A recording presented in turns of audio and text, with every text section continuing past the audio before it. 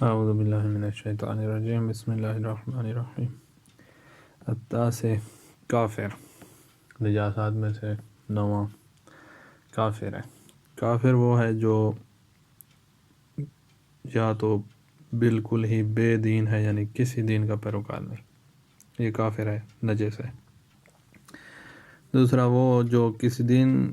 کے پیروکار ہیں لیکن اسلام کے پیروکار نہیں ہے، یہ بھی نجس ہیں۔ ہاں،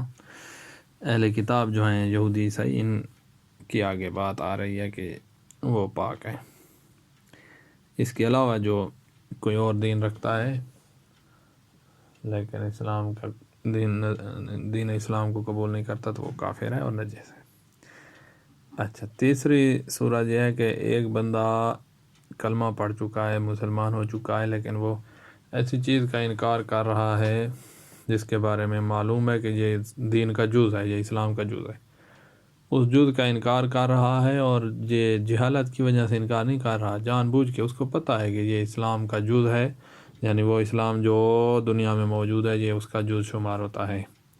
اور پھر بھی انکار کر رہا ہے۔ اور اس کا یہ والا انکار، اس انکار کو لازم آئے گی یہ بات کہ وہ سید المرسلین کو جھٹلا رہا ہے، چاہے اسی ایک چیز میں جھٹلا رہا ہو، ساری نہیں جھٹلا رہا، ساری رسالت کو، حضور کو اسی ایک چیز میں جھٹلا رہا ہے جس کا اس نے انکار کیا ہے، تو یہ بندہ بھی کافر شمار ہوگا۔ اب اگر کوئی جہالت کی وجہ سے، اسلامی ماحول سے بہت دور رہنے کی وجہ سے کسی اسلام کی کسی جز کا انکار کر رہا ہے تو وہ جہالت کی وجہ سے کر رہا ہے، اس کو لازم نہیں آئے گا کہ اس کے ساتھ یہ بات لازم نہیں ہے کہ وہ سید المرسلین کی اس جز جس کا یہ انکار کر رہا ہے اس جز میں تکذیب کر رہا ہو، یہ لازم نہیں آئے گا کیونکہ وہ جاہل ہے۔ ہم سمجھدار بندے کی بات کر رہے ہیں۔ تو یہ تین صورتیں ہیں کافر: بے دین، یا دین ہے لیکن اسلام نہیں ہے، یا اسلام ہے لیکن ایسی چیز کا انکار ہے جس سے تکذیب الرسول لازم آ رہی ہو صلی اللہ علیہ وآلہ وسلم۔ تو یہ تیسری جو چیز ہے نا، اس کو یاد رکھیے گا کہ انکار کر رہا ہے کسی ایسے امر کا جس کے بارے میں معلوم ہے کہ اسلام کا جز ہے، اس کا انکار کر رہا ہے، اور جس کو سید المرسلین کی تکذیب، جھٹلانا، حضور کو جھٹلانا، یہ لازم آ رہا ہے۔ اس میں ہم داخل کریں گے، کچھ قسمیں آگے آ رہی ہیں، اس تیسری کو یاد رکھیے گا۔ التاسع الکافر وہو من لم ینتحل دینا، جو کسی دین کی طرف منسوب نہیں ہے، بے دین، اور انتحل دینا غیر الاسلام، یا وہ بھی کافر ہے، یہ دوسری قسم، جس کا کوئی دین ہے لیکن اسلام کے علاوہ، اور انتحل الاسلام، یا اسلام، یہ تیسری قسم ہے، اسلام کی طرف منسوب ہے لیکن ایسی وجاہد ما یعلم انہ من الدین الاسلامی، اور انکار کیا ہے ایسی چیز کا جس کے بارے میں معلوم ہے کہ یہ دین اسلامی کا جز ہے، بحیث راجع جہدہ، اس کو بھی معلوم ہے، دوسروں کو بھی معلوم ہے، اس وجہ سے اس کا یہ انکار کرنا پلٹ رہا ہے الی انکار الرسالت ولا فی الجملہ، رسالت کا انکار کی طرف اس کا یہ انکار پلٹ رہا ہے، چاہے پوری رسالت کا انکار نہیں ہے، ولا فی الجملہ، یعنی اس کی بعض حصے کا انکار کیا ہے، یعنی رسالت نے یہ جو چیز دی ہے یہ اسی کا منکر ہے، تو اس جہت سے یہ رسالت کا منکر ہے، تو یہ تیسری قسم ہو گئی۔ یہ انکار رسالت بیان یرجع الی تکذیب نبی، کہ رسالت کا یہ انکار جو ہے وہ سید المرسلین کو جھٹلانے کی طرف پلٹ رہا ہے، اب یہ بندہ کافر شمار ہوگا۔ جھٹلا رہا ہے فی بعض ما بلغہ عن اللہ، بعض چیزوں میں جھٹلا رہا ہے، یعنی جس کا یہ انکار کر رہا ہے اسی میں جھٹلا رہا ہے۔ فی العقائد، عقائد میں سے وہ ہے کلمات، مثلا معاد کا انکار کر رہا ہے، قیامت کا، او فی غیرہا، یا کسی اور غیر عقائد میں، مثلا نماز کا انکار کر رہا ہے، کل احکام الفرعیہ، جیسے فرعی احکام ہے، نماز کا نہیں ہے اسلام میں، اور پتہ اس کو بھی اور سارے مسلمانوں کو کہ نماز اسلام کا جز ہے، تو یہ جان بوجھ کے انکار، وہ اس کو لے جائے گا سید المرسلین کی نماز کے بارے میں تکذیب کی طرف، لہذا یہ کافر ہوگا۔ اما اذا لم یرجع جہدہ الی ذلک، اگر اس کا انکار اس طرف نہیں پڑ لگ رہا، بیان کانا بسبب بعدہ عن البیعہ الاسلامیہ،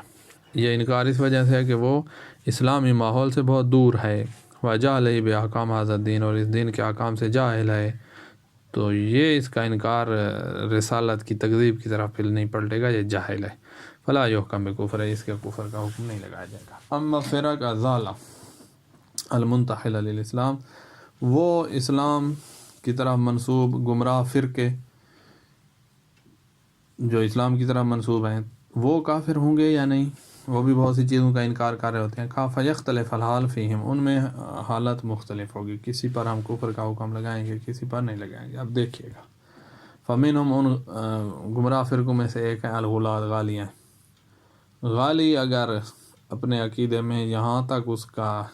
عقیدہ پہنچ جائے کہ وہ اسلام کی کسی ایسی چیز کا انکار کر رہا ہو جس کے بارے میں اسے پتہ ہے کہ یہ اسلام کا جز ہے، اور اس کا یہ انکار تکذیب النبی صلی اللہ علیہ وآلہ وسلم کی طرف پلٹ رہا ہے، تو یہ غالی کافر ہوگا۔ جس کی یہ حالت نہیں ہے وہ غالی مسلمان ہوگا، پاک ہوگا، تو غالی کو ادھر ہی داخل کر رہے ہیں۔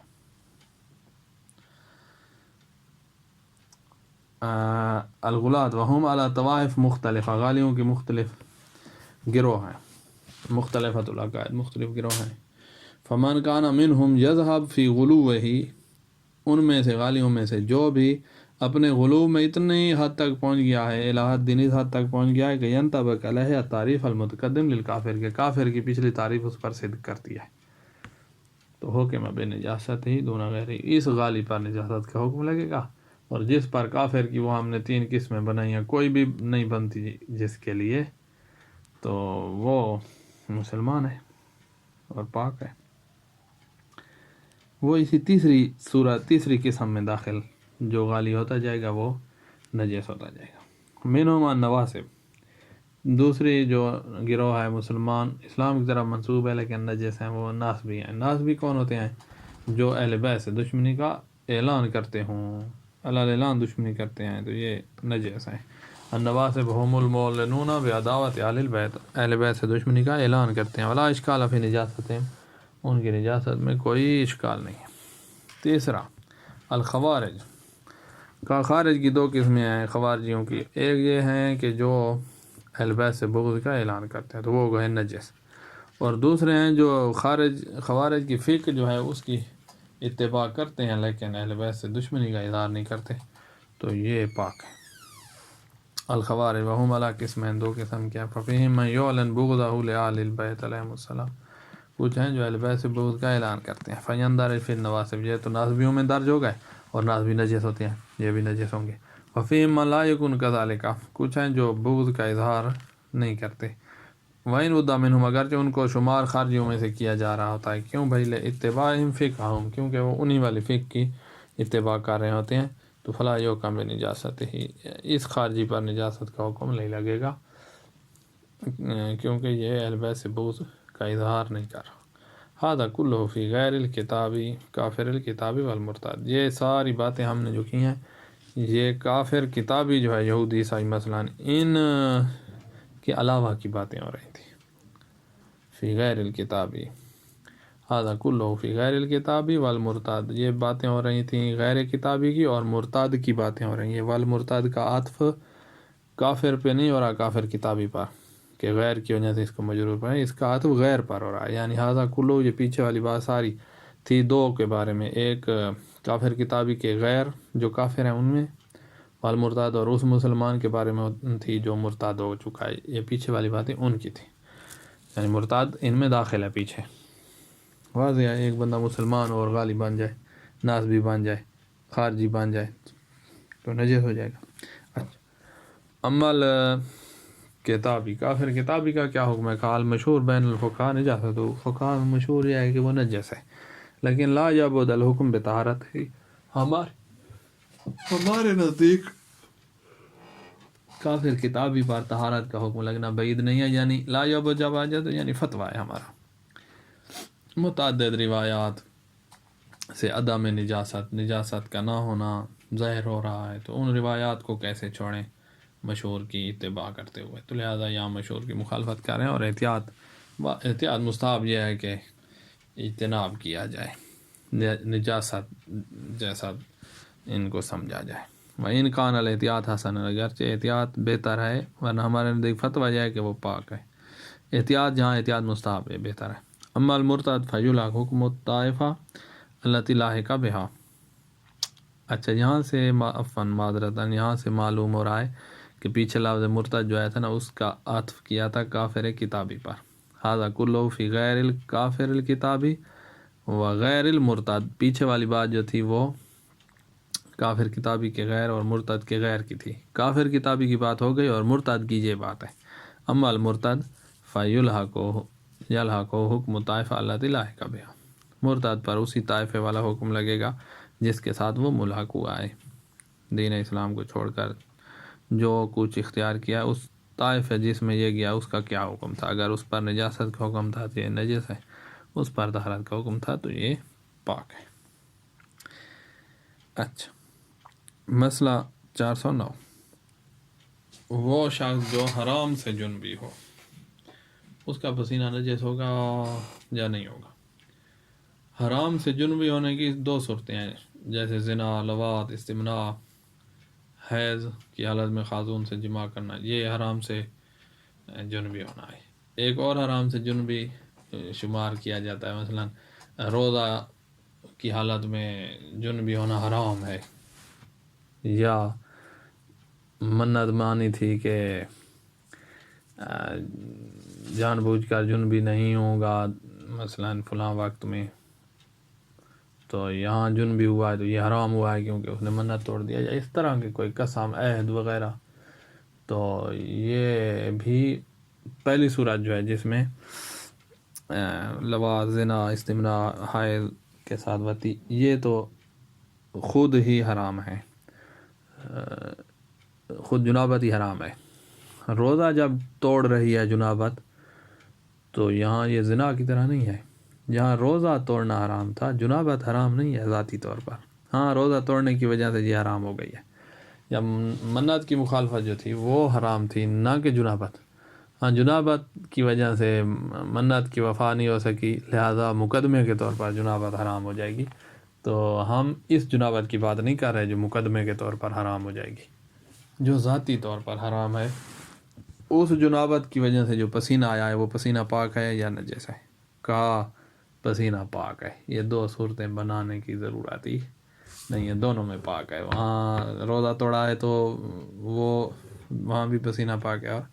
یہ ذاتی طور پر جو حرام تھی جنابت حرام تھی اس میں بھی پسینہ پاک ہے. ہاں اس میں احتیاط مستحب یہ ہے کہ اس پسینے سے اجتناب کیا جائے، یہ جو ذاتی طور پر جنابت حرام تھی. ارک الجنب من الحرام طاہر، جنب من الحرام کا پسینہ پاک ہے. وتجوز الصلاۃ فی، اس میں نماز ہو سکتی ہے. وان کان علاوت استحبابا الاجتناب عنہ، احتیاط مستحب یہ ہے کہ اس پسینے سے اجتناب کیا جائے. فیما اذا کان التحریم ثابتا لموجب، اس صورت میں احتیاط مستحب ہے جب حرمت ثابت ہے جنابت کا، جو موجب ہے نا خود اسی کے لیے حرمت ثابت ہے، بے عنوان ہی اسی کے عنوان کے لیے حرمت ثابت ہے. کا زنا مثلا جو موجب جنابت ہے خود اس کے لیے حرمت ثابت ہے، نہ کہ اس کی وجہ سے روزہ ٹوٹا ہے تو اس وجہ سے پھر ادھر حرمت ہے، نا خود اسی زنا کے لیے حرمت ہے. لواط کے لیے، استمناء، وات الحیض، حالت حیض میں، مال علم بحال، حالت کا علم بھی ہے کہ حیض ہے پھر بھی جماع کر دیا ہے، تو یہ خود جو سبب جنابت ہے یہ حرام ہے. دونا تو اس میں احتیاط مستحب ہے کہ پسینے سے اجتناب کیا جائے. دونا ما اذا کان بعنوان الاخر، اس صورت میں احتیاط مستحب نہیں ہے جب کسی اور وجہ سے جنابت پر حرمت کا حکم آ رہا ہو. کا افطار الصائم، ذاتی طور پر جنابت حرام نہیں ہے لیکن روزہ جو توڑنا حرام ہے، تو جنابت اس کو توڑ رہی ہوگی تو وہ وہاں سے حرمت چلتی ہوئی ادھر پہنچی ہے. اگر روزہ نہ ہوتا تو جنابت حرام نہیں تھی. اور مخالفت النظر یا منت کی مخالفت، منت نہ ہوتی تو جنابت حرام نہیں تھی. تو یہ اس وجہ سے جنابت پر حرمت ہے کہ ایک اور کام حرام تھا وہاں سے ہو کر آئی ہے. تو یہاں احتیاط مستحب بھی نہیں ہے پسینے سے اجتناب. ونحو ذالک، اسی طرح کی اور مثالیں بنا لیں، یعنی جیسے عہد توڑا ہے، قسم توڑی ہے مثلا. 10ویں نجاست، وہ اونٹ یا اونٹ کے علاوہ کوئی اور حیوان جو انسان کا پاخانہ کھانے کا عادی بن گیا ہے اور جلال بن گیا تھا، تو نجاست خور حیوان جسے کہتے ہیں، نجاست سے مراد صرف انسان کا پاخانہ ہے، پاخانہ کھانے کا عادی بن گیا ہے تو اس کا پسینہ نجس ہے، احتیاط واجب بنا پر جب تک اس کا استبراء نہیں ہو جائے گا اس کا پسینہ نجس رہے گا۔ استبراء کا طریقہ آگے آ رہا ہے۔ العاشر ارک الابل الجلالہ، جلالہ اونٹ جو ہیں ان کا پسینہ نجس ہے، وغیرہ من الحیوان الجلال، اس کے علاوہ جو جلال حیوان ہے، جلال یعنی پاخانہ کھانے کا عادی، ان کا پسینہ نجس ہے، علاوات لزوماً احتیاط لازم۔ اچھا یہ مسائل ختم، آگے ہے فصل ثانی، اس میں ہے کیفیت سرایت نجاسہ الی الملاقی، جس نے نجاست سے ملاقات کیا ہے اس کی طرف نجاست کے سرایت کرنے کی کیفیت یہاں ذکر ہو رہی ہے۔ اچھا مسئلہ نمبر 410، اس مسئلے میں بیان کر رہے ہیں کہ ملاقات کرنے والی، نجاست سے ملاقات کرنے والی چیز کی طرف نجاست کیسے منتقل ہوگی، تو کہہ رہے ہیں اس کے لیے ضروری ہے کہ جو ملاقات کریں نجاست اور پاک چیز، ان میں سے یا تو دونوں پر ایسی رطوبت ہو جو آگے سرایت کرتی ہے، آگے نقل ہوتی ہے، دونوں پر ہو یا کسی ایک پر ہو تو پاک چیز نجس ہو جائے گی، اور یہ ضروری نہیں ہے کہ نجاست اس میں گھس جائے، اوپر سے لگی ہے نجس ہے، اور یہ ضروری نہیں ہے کہ نجاست کا رنگ، بو، ذائقہ وغیرہ کوئی چیز آگے والی چیز میں چلی جائے، نہیں، رطوبت سے کام ہو جائے گا، نجس ہو جائے گی چیز۔ اب کبھی ایسی چیزیں ہوں گی جن میں رطوبت ہی نہیں ہوگی لیکن وہ ہوں گی بہنے والی، اس کی مثال ہے جیسے لوہا اتنا گرم کیا جائے کہ وہ بہنے لگ جائے، تو اس میں کوئی رطوبت نہیں ہے، اس کو ایسے برتن میں ڈالا ہے لوہے پگھلے ہوئے کو کہ آگے ایسے سانچے میں جو نجس تھا، تو لوہا نجس نہیں ہوگا کیونکہ یہاں رطوبت ہی نہیں ہے، نہ سانچے میں، فرض کرو وہ سانچہ خشک ہے، اس میں نجاست تھی اب خشک ہو گیا، اور نہ سانچے میں رطوبت تھی نہ لوہے پہ، تو یہ نجس نہیں ہوگا۔ الجسم طاہر اذا لاقى النجس، الجسم النجس، ایک پاک جسم ایک نجس جسم سے جب ملاقات کرتا ہے تو لا تصل نجاسہ الیہ، اس پاک جسم کی طرف نجاست نہیں جاتی الا مگر اس صورت میں اذا کان فی احدہما رطوبہ مسریہ، جب کسی ایک میں ایسی رطوبت ہو جو آگے سرایت کرتی ہے، نقل ہوتی ہے، ویقصد بها ما یقابل مجرد النداوہ، رطوبہ مسریہ سے مراد ہمارا یہ ہے کہ جو صرف گیلا پان محسوس ہو رہا ہے، ہاتھ خشک نہیں ہوتے بلکہ تر ہوتے ہیں، تو وہ تری جو آگے نقل نہیں ہوگی، اس طرح والی تری ہاتھ دھو لیں، جیسے ہم اس پر تولیہ مارتے ہیں تو پھر دیکھتے ہیں کہ ہماری خشک جگہ کی اور کیفیت ہے بازو وغیرہ کی، اور ہاتھ جو تر ہوا تھا ابھی اور اس پر تولیہ مار کے ہم نے رطوبہ مسریہ ختم کر دیا تو اس کی اور کیفیت ہے اور شکل نظر آ رہی ہے، تو یہ جو ہے مجرد نداوہ ہے، یہ رطوبہ مسریہ کی الٹ ہے، رطوبہ مسریہ جو ہوتی ہے وہ آگے نقل ہوتی ہے تو وہ نجس کرتی ہے، یہ اگر ہو بھی صحیح تو اس سے نجاست منتقل نہ ہوگی۔ اور مثال آپ کو نداوہ کی دیں کہ مثلا سرداب میں آپ کوئی جیسے ہمارے یہاں پاکستان میں رضائیاں ہوتی ہیں یا قالین، سرداب میں وہ جو ایرانی قالین ہے جیسے ہیں سرداب میں ڈال لیں، جب ڈالی تھی تو اس کا وزن تھا 10 کلو، 2-3 ماہ بعد اٹھاؤ گے تو اس کا وزن جو ہے مثلا 12-13 کلو ہو گیا ہے، اس میں وہاں ہم نے کوئی پانی بھی نہیں ڈالا ہے، تو وہ جو سرداب میں نمی ہے اس کو وہ کسب کرتی ہے یہاں تک کہ اس کا وزن بڑھ رہا ہے، اور وہ نمی جو ہے ایسے بھی نہیں ہے کہ آپ ہاتھ لگائیں تو آپ کے ہاتھ پہ لگ جائے لیکن آپ کو تھوڑی ٹھنڈی ٹھنڈی محسوس ہو رہی ہے وغیرہ، یا جیسے وہ آپ مشین میں کپڑے دھوئیں اور سکھانے والی جانب نے خشک کر دی ہیں، تو وہ جو خشک ہوتے ہیں وہ بالکل خشک ہی نہیں ہوتے لیکن ان پہ رطوبہ مسریہ نہیں ہوتی، نداوہ ہوتی ہے، تو یہ واضح مثال ہے نداوہ کی، جیسے مشین جو ہے خشک کر کے دیتی ہے نا تو وہاں پر نداوہ ہوتی ہے، تو یہ نداوہ نجاست منتقل نہیں کرتی، رطوبہ مسریہ چاہیے، تو رطوبہ مسریہ سے مراد ہے جو مجرد نداوہ جو ہوتی ہے اس کے مقابلے میں آئے۔ نداوہ کیا ہوتی ہے؟ اللہ تعد من الاعراض عرفاً، نداوہ جو ہوتی ہے یہ اپنا جسم نہیں رکھتی بلکہ دوسرے میں قائم ہوتی ہے. کپڑے میں قائم ہے،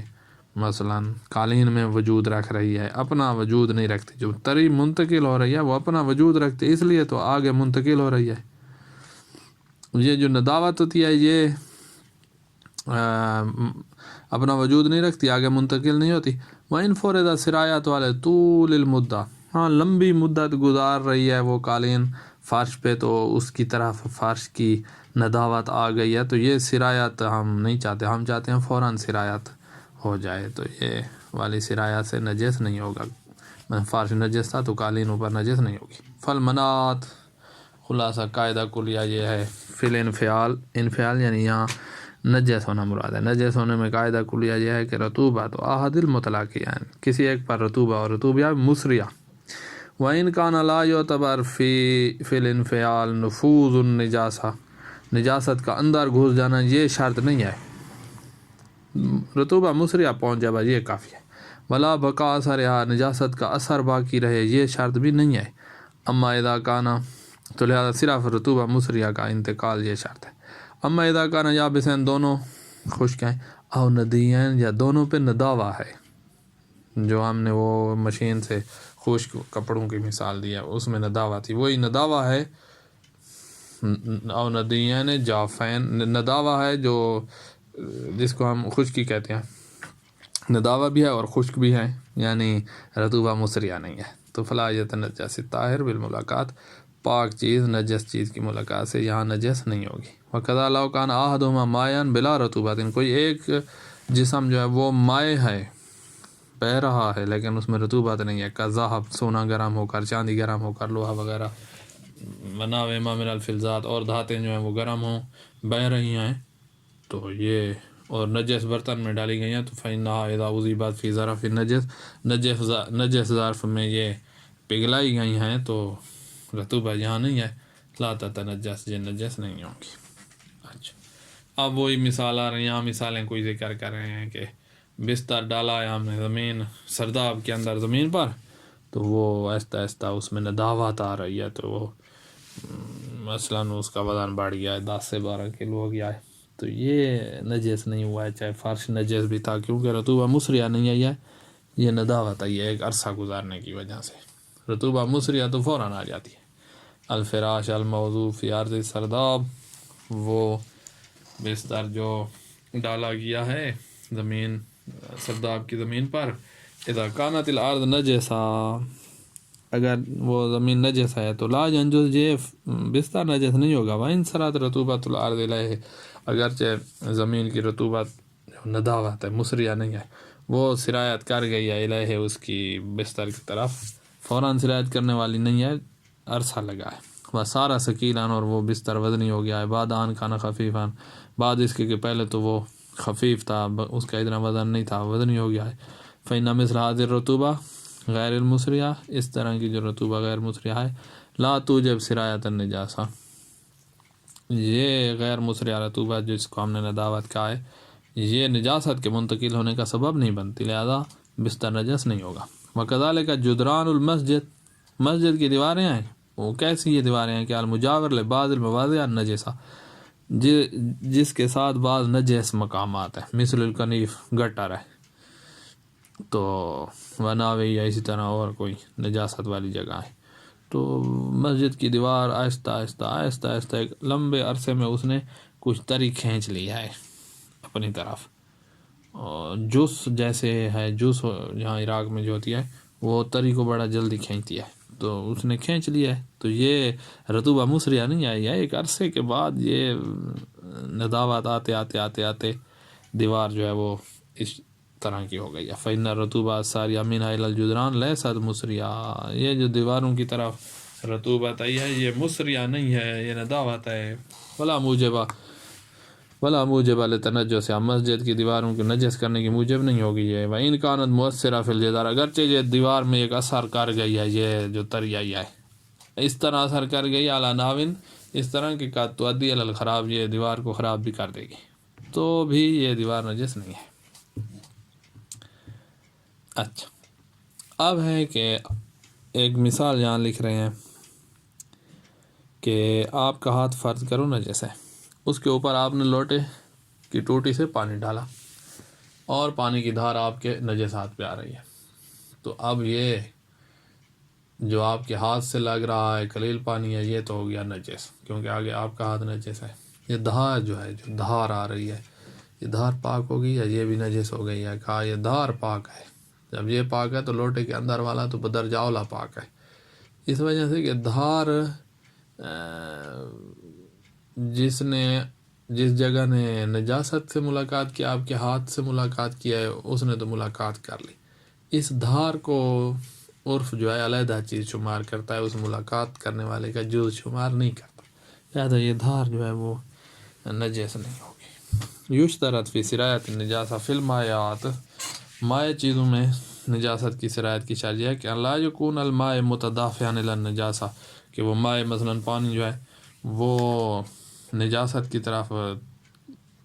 تدافع یعنی قوت کے ساتھ نہ آ رہا ہو،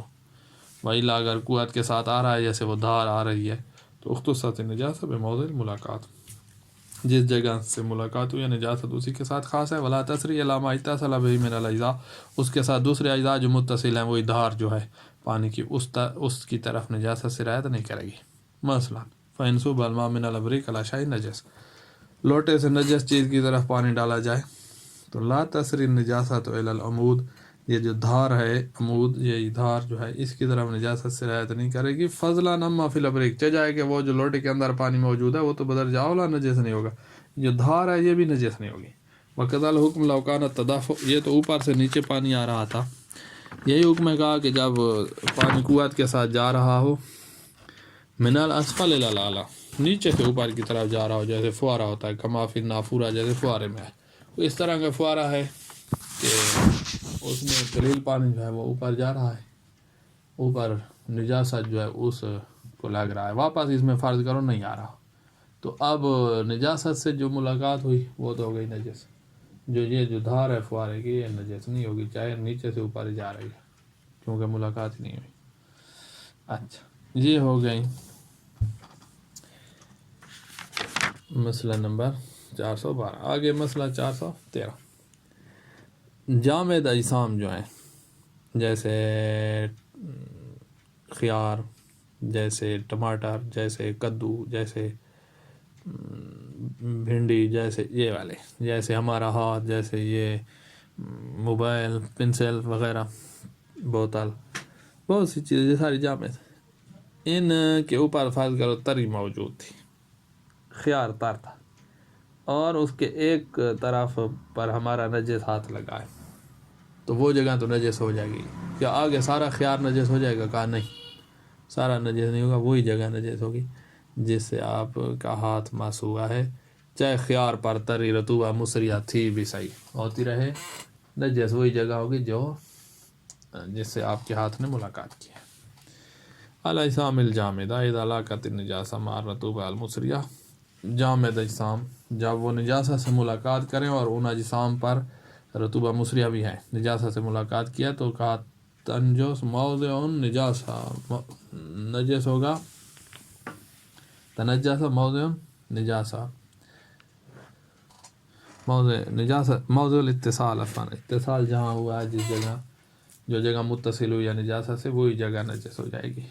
اما غیر من الاجزاء المجاورہ، ساتھ والے جو اجزاء ہیں، فلا تسری النجاسۃ الیہ، نجاست ان کی طرف سرایت نہیں کرے گی۔ وان کانت الرطوبہ المصریہ مستوعبہ للجسم، اگرچہ رطوبہ مصریہ سارے اس جسم پر تھی، سارے اس مثلا خیار کے اوپر رطوبہ مصریہ تھی، لیکن جس جگہ نے ملاقات کی صرف وہی نجس ہوگی۔ فالخیار اب البطیخ، خیار ہے یا بطیخ، بطیخ کہتے ہیں جو خربوزہ جو ہوتا ہے،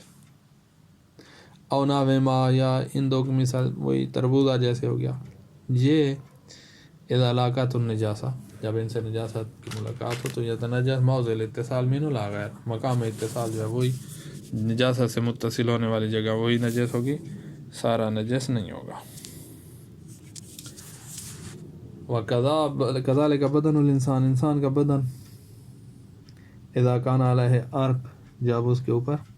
پسینہ ہے، وَلَوْ كَانَ كَثِيرًا، پسینہ بہت زیادہ ہے، فَإِنَّهُ اذا لاق النجاسہ جب اس نے انسان کے بدن نے ملاقات کی نجاست ہے تو تنجس موضع ملاقی لا غیر، تو ملاقات کرنے والی جگہ نجس ہے، سارا جسم نجس نہیں ہوگا، الا یہ کہ یجری العرق المتنجس علی الموضع الاخر،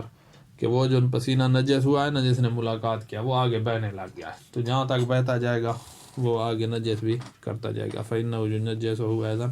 وہ پھر آگے بہتا جائے گا تو وہ جس جس جگہ پہ جائے گا اس جگہ کو نجس کرتا جائے گا۔ مسئلہ 414، ایک چیز ہے جو کبھی پگھلی ہوئی ہوتی ہے کبھی جامد ہوتی ہے، جیسے گھی،